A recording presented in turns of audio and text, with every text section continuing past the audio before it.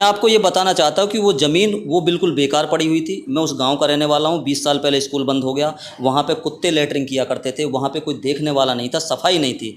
तो मेरे साथ हैं बुलंदशहर के एडवोकेट प्रदीप अशोक जी। सर, आप पे आरोप ये लग रहा है, बार बार सुनने में आ रहा है और आप भी ये बात बता रहे हैं, आज आपने प्रेस वार्ता बुलाई है इसी चीज़ के लिए, कि आप पे आरोप लग रहा है कि आपने जो बहुजन क्रांति स्तंभ था उसके उद्घाटन बार बार, जो 3 बार उद्घाटन होना था, वो आपने होने नहीं दिया।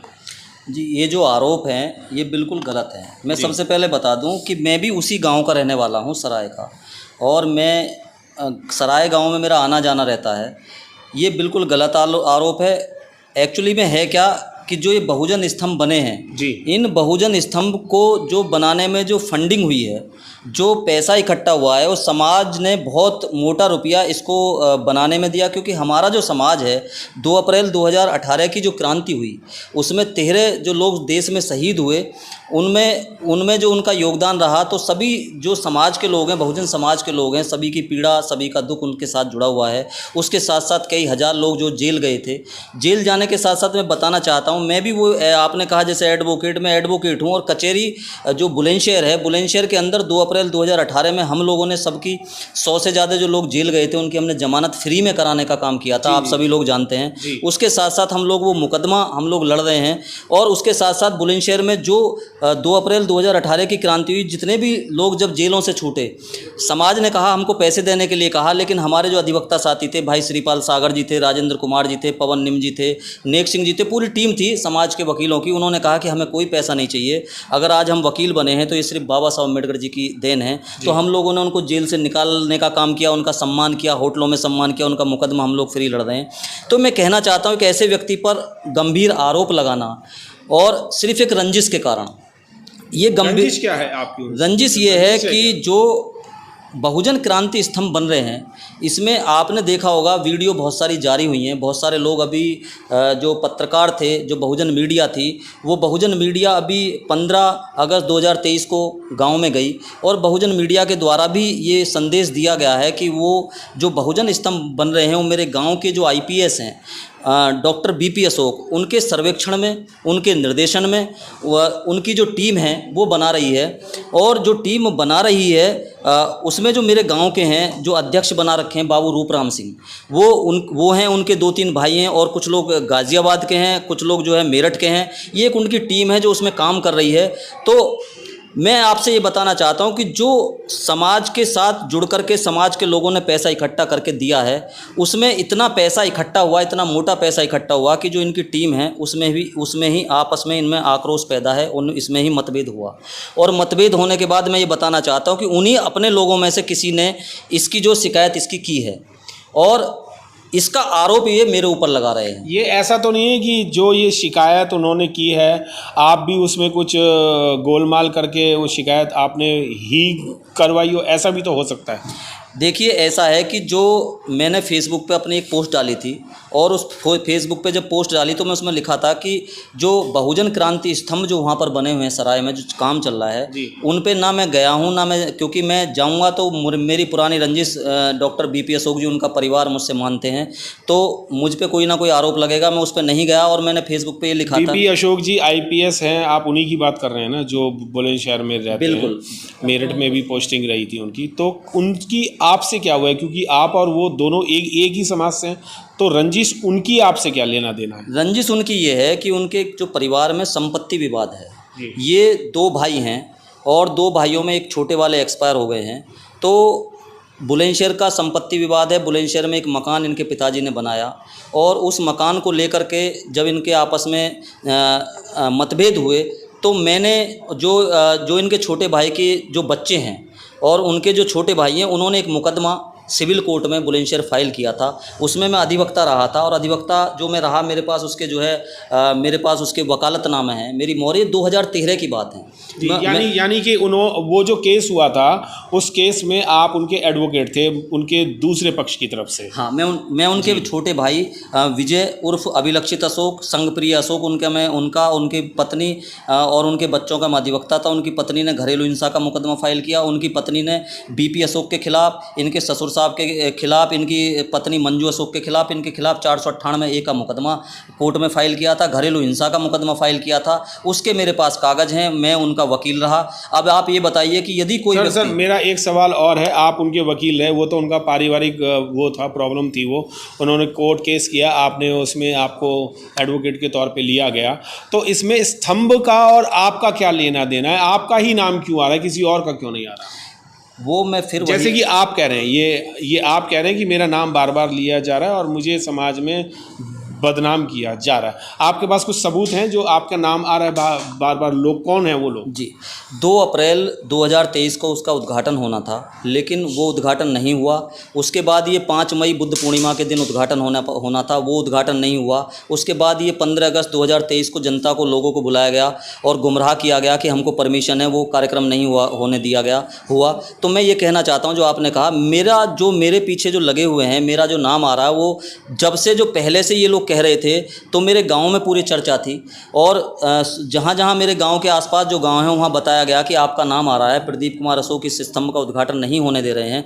तो मैं, क्योंकि ये कहीं लिखित में नहीं था, तो अब सबूत ये है कि इन्होंने बहुजन क्रांति स्तंभ के नाम से इन्होंने ग्रुप चला रहे हैं, जिसमें जो लोग हैं, जो बहुजन क्रांति स्तंभ के लिए रुपया भी दे रहे हैं, वो लोग भी उसमें जुड़े हुए हैं।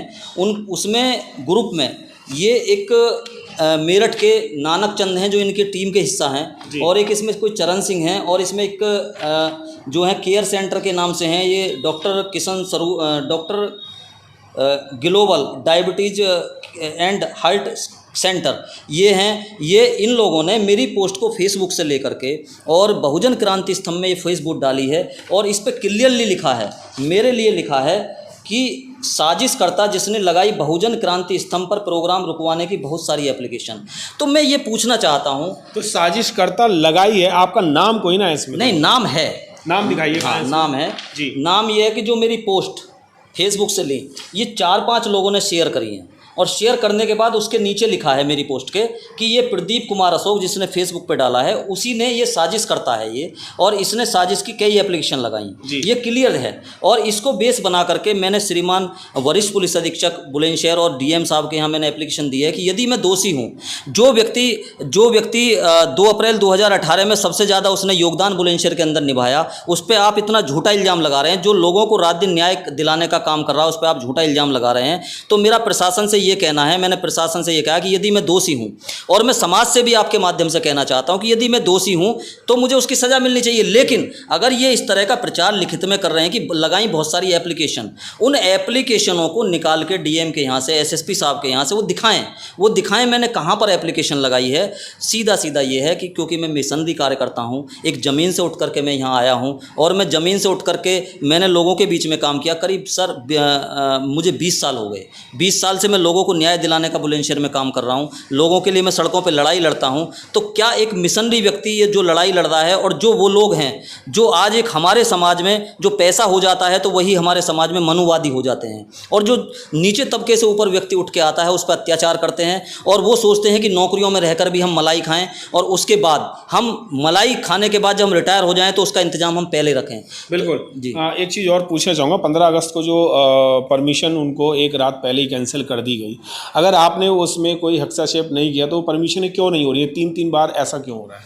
देखिए, इसमें जो परमिशन नहीं हो रही है, क्योंकि जो मैं अपना खुद सोचता हूँ, इसमें जो इस समय भारतीय जनता पार्टी की सरकार उत्तर प्रदेश में, पूरे देश में चल रही है, तो कहीं ना कहीं मुझे ये लगता है कि जो बहुत मोटा पैसा इकट्ठा हुआ है, या तो इन लोगों में आपस में मतभेद है, उन्हीं लोगों में से किसी ने किया है, या ऐसा कुछ लगता है कि जो इनकी जो आदरणीय बीपी अशोक हैं, इनकी जो एक टीम है, और टीम के लोगों ने एक राजनीतिक पार्टी पूरे उत्तर प्रदेश में चल रही है जिसका नाम है पॉलिटिकल जस्टिस पार्टी।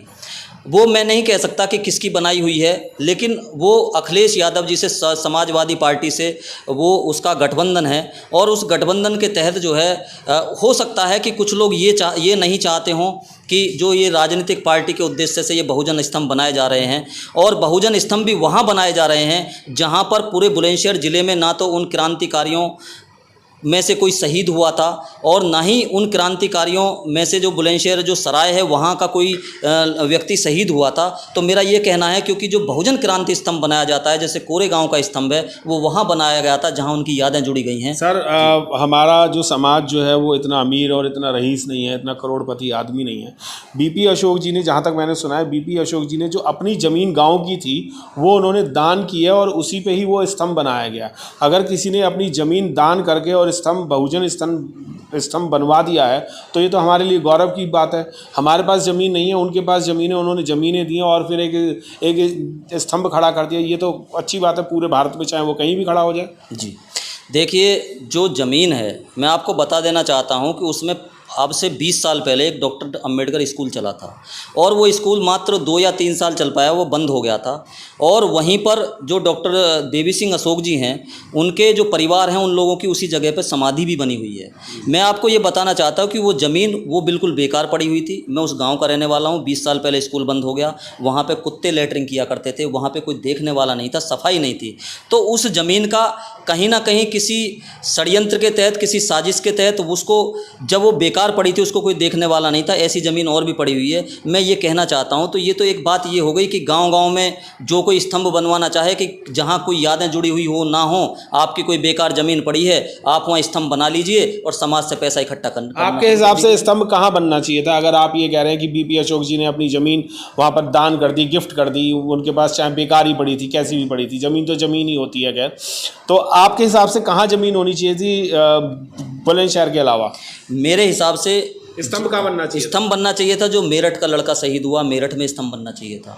मेरे हिसाब से मुजफ्फरनगर में जहाँ शहीद हुआ वहाँ बनना चाहिए था। मेरे हिसाब से मध्य प्रदेश में बनना चाहिए था जहाँ वो बच्चे या युवा शहीद हुए। मेरे हिसाब से पंजाब में बनना चाहिए था जहाँ पे वो शहीद हुए। ये तो क्योंकि जहाँ उनकी यादें जुड़ी हुई हैं। यदि 26 अलीपुर रोड है तो बाबा साहब की वहाँ यादें जुड़ी हुई हैं। यदि लुम्बिनी वन है तो वहाँ गौतम बुद्ध की यादें जुड़ी हुई हैं। और यदि कोरेगांव का स्तंभ है तो वहाँ उन लोगों की 28,000 जो पेशवा, जो 500 महारों ने जिनको मारा, वहाँ यादें जुड़ी हुई हैं। अगर वहाँ के लोग चाहते तो वो जो कोरेगांव में जंगलों में स्तंभ बनवाया उसको चाहते तो बम्बई में बनवा सकते थे। तो वहाँ ये स्तंभ बनवाए जाते हैं जहाँ पे वहाँ पर एक समूह था जिसने फाइट की थी।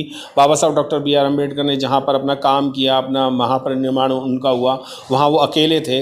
यहाँ पर 13 शहीद हुए थे बच्चे और पूरे भारत में अलग अलग जगहों के थे। तो अलग अलग जगहों में अगर अलग अलग जगहों पे अलग अलग स्तंभ तो नहीं बन सकते थे, एक ही शौर्य स्तंभ की तरीके से यहाँ पर बहुजन क्रांति स्तंभ बनाया गया। वो शायद इसलिए बनाया गया हो कि वाद विवाद ना हो कि भाई मेरठ में बना दिया, ग्वालियर में नहीं बनाया, भोपाल में नहीं बनाया, हरियाणा में नहीं बनाया, मेरठ में नहीं बनाया, बुलंदशहर में, इसीलिए बनाया कि वो एक सेंटर बन जाए। शायद किसी का वाद विवाद ना हो इसलिए किया हो। शायद नहीं, वाद विवाद ना हो तो इसका मतलब तो ये हुआ कि भाई आप कोई भी अपने गाँव में शहीद स्तंभ बनाइए और उस चीज़ को आप शहर में बनाना चाहिए जहाँ लोगों का आवागमन सही हो। तो इसका मतलब तो ये होता है कि आपकी अगर कोई गांव में खेती की ज़मीन बेकार पड़ी है, वैसे पड़ी है, तो आप वहाँ बनाइए एक ऐसी। आपकी कोई ज़मीन पड़ी है? आपकी कोई ज़मीन है? नहीं, मेरी जो ज़मीन है, आपके पास अगर ज़मीन नहीं है तो आप खरीद करके अपने गाँव में बनवा लो, कौन आपको रोक रहा है? मुझे पैसा नहीं दे सकते ना, समाज उसको पैसा देता है जिसके पास पैसा है। सर आप पूरे भारत में घूमते हैं जी, बहुचर्चित आदमी हैं आप, एडवोकेट प्रदीप अशोक, किसी से भी पूछ लो सब लोग जानते हैं जी। तो क्या पैसे की क्या ज़रूरत है? जब आप अच्छा काम करेंगे तो लोग ऑटोमेटिकली आपको दान देंगे? नहीं, मुझे लोग जानते हैं। आपने कहा कि किसी से पूछ लो, इसी बात की तो चुभन है, इसी बात की चुभन है कि हम एक IPS के अधिकारी के बेटे, और प्रदीप अशोक को लखनऊ में जानते हैं, प्रदीप अशोक को दिल्ली में जानते हैं, और जो हमारे साथी हैं जो दिन रात काम करते हैं, जो जेल गए या जिन्होंने 2 अप्रैल 2018 में क्रांति में भाग लिया, ऐसे लोग जो ज़मीन से उठ के कार्य कर रहे हैं वो कहाँ हैं आज? वो तो सड़कों पर ही संघर्ष कर रहे हैं। वो तो ना नेता बन पाए, ना वो जो समाज में आगे बढ़ पाए। ऐसे लोग जो IPS होते हैं, जो अधिकारी होते हैं, वो वहाँ भी मलाई खाते हैं और रिटायरमेंट के बाद जो है वो भी मलाई खाते हैं। तो मेरा तो इसलिए तो नाम लिया गया है कि ताकि मुझे बदनाम किया जा सके, इसलिए नाम लिया गया है मैं, ताकि बदनाम किया जा सके। जी, एक सवाल और पूछना चाहूँगा कि आप पे जिसने भी आरोप लगाए थे, आप उनके खिलाफ कोई कार्रवाई करेंगे या उन्हें समझाएंगे? उसे मैंने कार्रवाई कर दी है, SSP को मैंने कार्रवाई कर दी है। मुझ पर झूठा आरोप लगाया गया, अगर मुझ पर आरोप है तो उसको सिद्ध करके दिखाएं। मैंने SSP के यहाँ कार्रवाई कर दी है, मैंने DM के यहाँ कार्रवाई कर दी है। उसके अलावा उसके अलावा जिन लोगों ने भी लिखा है या जिन लोगों ने प्रचार किया है उनके खिलाफ मैं मानहानि का नोटिस भिजवा रहा हूं। उसके अलावा जो मानहानि के नोटिस के साथ साथ मैं मुकदमा मानहानि का वहाँ कोर्ट में उसके बाद मैं उसका फाइल करूँगा, क्योंकि ये मेरा बहुत बड़ा जो है, जो मैं आज तक काम कर रहा था, समाज के बीच जा रहा था, उसका मेरे साथ जो है मेरी जो सामाजिक प्रतिष्ठा है उसको आघात पहुँचा है। इस तरह से कोई भी सामाजिक व्यक्ति जो समाज में काम करता है, जो समाज के लिए न्याय की लड़ाई लड़ता है, भूखे प्यासे अपने परिवार को छोड़ के बाहर निकलता, अपने जेब का खर्च करता, वो फिर आगे से कोई नहीं कर पाएगा। इस तरह से यदि लोग इस तरह से किसी को भी बदनाम करने का झूठा काम करेंगे। जी, क्या आपने बीपी अशोक जी के भी ऊपर कोई कार्रवाई करने की सोची है? क्योंकि उन्होंने एक जो जैसे आप कह रहे हैं बेकार ज़मीन पे एक इतना बड़ा स्तंभ बनवा दिया और आप कह रहे हैं कि पैसा भी जमा करा, तो क्या वो लोग मलाई खा रहे हैं क्या वो लोग? नहीं, मैं ये कहना चाहता हूँ कि जो पैसा दिया गया है वो सभी लोग जानते हैं। जो पैसा दिया गया तो यूज़ हुआ है ना सर, वो आप दे पैसे में घोटाला है, यूज नहीं हुआ। पैसे में घोटाला है। जितना 100 फुट के आसपास का ये स्तंभ बनाया हो उसमें क्या घोटाला हो जाएगा सर? वो भी तो बहुत बड़ा बनाया हुआ है। पैसा लगभग 1 करोड़ रुपए से ज़्यादा आया है। अगर आपको लगता है कि उसमें 1 करोड़ रुपया लग गया, आप बताइए उसमें अगर 1 करोड़ रुपया लग गया हो तो बताइए आप। उसमें स्तंभ में क्या है? जो जहाँ स्तंभ बने उसको ऊपर को उठाया गया है और इनके अंदर जो इनकी टीम है उसमें खुद विवाद है, पैसे को लेकर के विवाद है। तो गमन के आरोप भी उन पे लगाएंगे आप क्या, बीपी अशोक जी पे भी? नहीं, सभी जो पूरी टीम है उनकी सभी पे गमन के आरोप हैं जो टीम है। और मैं आपको बताना चाहता हूं उनके सामने 13 तारीख को, वो 14 तारीख को वहाँ मौजूद थे, वहाँ पे टेंट उखाड़ा गया, वहाँ पे टेंट पुलिस ले गई, वहाँ पे हलवाई को पुलिस ले गई, लेकिन वो सामने नहीं आए। गांव के अंदर थे वो सामने नहीं आए। तो इसका मतलब क्या मेरे गाँव को वो जो है एक आग में झोंकना चाहते हैं क्या? मेरे गाँव में या मेरे बुलंदशहर ज़िले में जब आप सामने नहीं आ रहे और आप इतना बड़ा काम कर रहे हो, पुलिस कल को डंडे बजाती है, पुलिस आती है, वो आप सामने क्यों नहीं आ रहे? इसका मतलब तो जो लोग क्रांति स्तंभ के नाम पर अपनी फिर दोबारा से आहुति देने के लिए तैयार है, उन पे फिर से मुकदमे लिखे जाएंगे, फिर से वो जेल जाएंगे। आप पुलिस के सामने उस दिन भी नहीं आए। आपने कभी ये प्रयास नहीं किया कि डीएम को, एसएसपी को, आप डीएम एसएसपी को कोई प्रार्थना पत्र दें। मैं ये भी बता दूं, परमिशन के लिए डीएम और एसएसपी को भी आज तक कोई प्रार्थना पत्र नहीं दिया गया है। जो आप 1 करोड़ रुपए की राशि बता रहे हैं कि 1 करोड़ लगभग 1 करोड़ से ज़्यादा लगभग उन लोगों ने इकट्ठा कर लिया है, आपके पास कोई सबूत है कि 1 करोड़ रुपए उनके पास आया और उन्होंने गमन कर लिया है उसका? हाँ, सबूत है। उसकी लिस्ट कई बार जारी हुई है, वो लिस्ट मैंने पढ़ी है। कई लोगों ने, किसी ने 50,000, किसी ने 1 लाख, इस तरह से। और मैं ये कहता हूँ कि गमन नहीं है तो उसका हिसाब देना चाहिए। एक समाज के पैसे का हिसाब देना चाहिए। आपने कभी हिसाब लिया है उनसे? मैं हिसाब इसलिए ले सकता क्योंकि मुझसे रंजिश मानते हैं, लगातार रंजिश मानते हैं। समाज के और लोग भी आपके साथ हैं, आप उनके साथ हो करके भी तो हिसाब मांग सकते हैं अगर आपको लगता है तो। देखिए, पहली बात तो 2013 में मैंने उनके खिलाफ मुकदमा लड़ा, उनका परिवार का 2014 में लड़ा। अखबार की बहुत सारी कटिंग है। दूसरा जो आप हिसाब की बात कर रहे हैं कि समाज के साथ मांग सकते हैं, मेरे गांव का जो समाज है, मेरे गांव के जो वर्तमान प्रधान है मेरी जाति के, उनको इन्होंने अलग कर रखा, मेरी जाति को अलग कर रखा है। मेरे समाज के जो लोग 100-150 लोग नौकरी कर रहे हैं उनको सबको अलग कर रखा, किसी को साथ नहीं लिया। वो इसलिए नहीं लिया क्योंकि कल को गाँव में ये लोग हिसाब मांगेंगे, गाँव में कल को ये लोग कहेंगे कि इतना पैसा है तो इसका हिसाब दीजिए। तो आप जो समाज की बात कर रहे हैं, समाज तो साथ है ही नहीं। बुलंदशहर के वो मिशनरी साथ नहीं है जो जेल गए थे, उनको आप वहाँ गए थे शायद। आप ये बताइए कि जो बुलंदशहर के लोग सब 86 और 125 लोग बच्चे जेल गए थे, लोग गए थे, वो थे क्या वहाँ पर? आप बताइए, थे क्या वहाँ? कुछ लोग थे नहीं, जो जेल गए वो नहीं थे भाई साहब, वो जेल गए वो नहीं थे। जिले के जो लोग जो जिले में काम करते हैं वो लोग उन्होंने नहीं बुलाए। वो इसलिए समाज के लोग नहीं बुलाए क्योंकि कल को वो पैसे का हिसाब मांगेंगे। अगर ये कमेटी के लोग, बाबू रूपराम जी हैं, अध्यक्ष हैं, और इनकी पूरी टीम है, अगर ये पाक साफ हैं तो मेरा ये कहना है कि वो हिसाब दीजिए और हिसाब देने के बाद जो है लोगों को बताइए कि इतना पैसा आया और इतना खर्च हुआ है। किनसे हिसाब की आप अपेक्षा कर रहे हैं? पूरी टीम से या किसी एक व्यक्ति विशेष से? नहीं, मैं आप चाहते हो, किससे चाहते हो हिसाब? तो मैं चाहूँगा कि जो उसके अध्यक्ष हैं, कमेटी के अध्यक्ष हैं, बाबू रूपराम सिंह हैं, उनको जो है उनको हिसाब देना चाहिए। क्योंकि जब भी पुलिस जाती है मेरे गांव में, जब भी कोई क्वेश्चन करती है, बाबूजी को बुलाया जाता है और उनके साथ की पूरी टीम को बुलाया जाता है। 13 तारीख को मैं वहाँ गांव में मौजूद था, मेरे सामने पुलिस आई थी। पुलिस ये कह के आई थी कि आपको इस कार्यक्रम की परमिशन नहीं है, आप झंडा फहराइए, लेकिन आप ये कार्यक्रम जो है स्तंभ वाला नहीं कर सकते। उनको कह कर गए। तो मेरा ऐसे लोगों से अनुरोध है कि आप समाज को गलत दिशा में मत ले जाइए, आप समाज को सही दिशा में ले जाइए। समाज का पैसा बहुत कीमती है और समाज का एक एक एक पैसे का आप हिसाब दीजिए जी। तो हिसाब के लिए आप और क्या कार्रवाई करेंगे? मैं ये चाहता हूँ, कार्रवाई के लिए मैंने बता दिया, जो मुझ पे आरोप लगाया है, गंभीर आरोप, झूठा आरोप लगाया गया है, उसके लिए मैं मानहानि का मुकदमा कर रहा हूँ। मैंने एसएसपी डीएम को, जिले के प्रशासनिक को और उच्चाधिकारियों को इसकी कार्रवाई मैंने कर दी है। अब मैं लीगल नोटिस भेजने का काम कर रहा हूँ, उसके बाद में कोर्ट में मुकदमा डालने का काम कर रहा हूँ इन लोगों के खिलाफ जिन्होंने मेरी मानहानि की है, समाज में जो मेरी मान प्रतिष्ठा को, मेरी को आघात पहुँचा है। क्या आप केस के अलावा उन्हें समझा नहीं सकते हैं? समझाऊंगा तो जब मुझसे बात करेंगे। मुझे तो आज तक 2 अप्रैल 2023 के बाद मुझे तो ऐसा दुश्मन मान रखा है, पता नहीं मैंने क्या इनका नुकसान कर दिया, क्या कर दिया। मैं तो सिर्फ समाज में काम करता हूँ, बुलंदशहर में रहता हूँ, गांव में मेरा बहुत कम आना जाना है, मैं मिशन मूवमेंट के काम में लगा रहता हूँ। तो मैं किस अधिकार से, मुझसे वो बोलते नहीं, उनके परिवार के लोग ऐसे समझते हैं क्योंकि मैं न्याय की लड़ाई लड़ रहा हूँ, न्याय के लिए मैं किसी के भी साथ खड़ा होता हूँ, क्योंकि मैं अम्बेडकरवादी हूँ, मैं किसी से डरता नहीं हूँ, झुकता नहीं हूँ। तो इसलिए, और आप लोग देखते हैं कि मैं बुलंदशहर में कितनी लड़ाई लड़ी है। जब मुझसे वो बोलते नहीं हैं, मुझसे किसी तरह की बात नहीं करते, तो मैं किस अधिकार से उनसे हिसाब मांग सकता हूँ? जी, बहुत बहुत धन्यवाद।